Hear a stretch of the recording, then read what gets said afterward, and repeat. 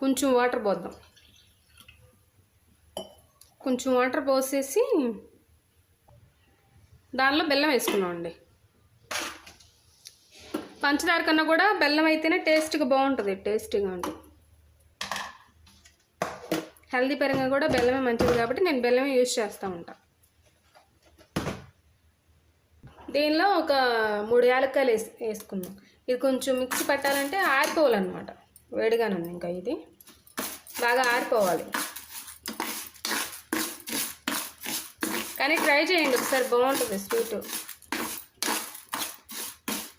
వేడి చేస్తుంది కదా మనకి, బాగా వేడి చేసింది అనుకున్నప్పుడు బెల్లం బాగా ఇలాగా బెల్లం వేసుకుని ఇట్లా చేసుకుంటే, ట్రై చేసుకుంటే బాగా వేడి తగ్గిద్ది అనమాట. ట్రై చేయండి ఒకసారి. ఇవ్వండి మిక్సీ పట్టుకుందాం. ఆరిపోయింది బాగా, ఇట్లా పట్టుకుంటే చల్లగా అయిపోవాలన్నమాట. లేదంటే మెత్తగా అవ్వదు, వేడి మీద వేస్తే. కొంచెం చల్లారిపోయిన తర్వాత వేయాలి.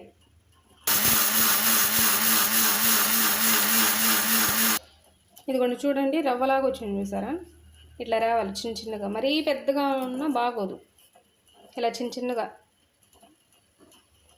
అంటే మనం ఇడ్లీ రవ్వ ఉంటుంది చూసారా, ఆ టైప్లో రావాలన్నమాట. బాగా బరగ్గా ఉండకూడదు, బియ్యంగా అనిపిస్తుంది. ఇట్లా ఉంటే బాగుంటుంది స్వీట్కి.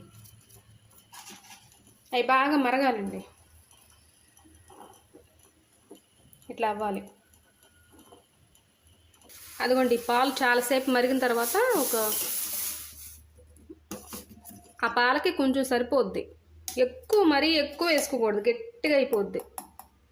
ఇదిగోండి ఈ గంటితో 2 వేసుకున్నాను నేను, సరిపోద్ది ఇది.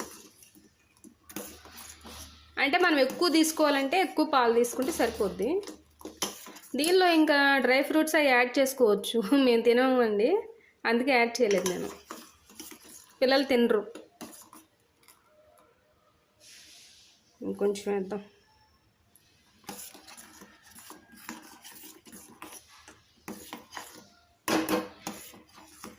కాసేపు కుక్ అవ్వాలి, ఎందుకంటే కొంచెం రవ్వగా ఉంటుంది కదా, అది మెత్తబడాలి బాగా.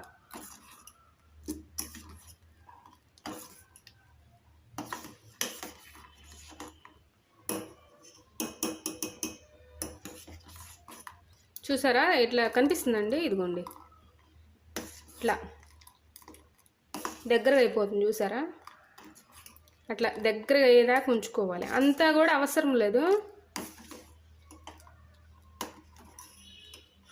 మరీ చిక్కగా ఉంచుకుని మనం ఆఫ్ చేసామనుకోండి, కొంచెం ఒక 10 మినిట్స్ ఆగిన తర్వాత ఇంకా గట్టి పడిపోద్ది. అలాంటప్పుడు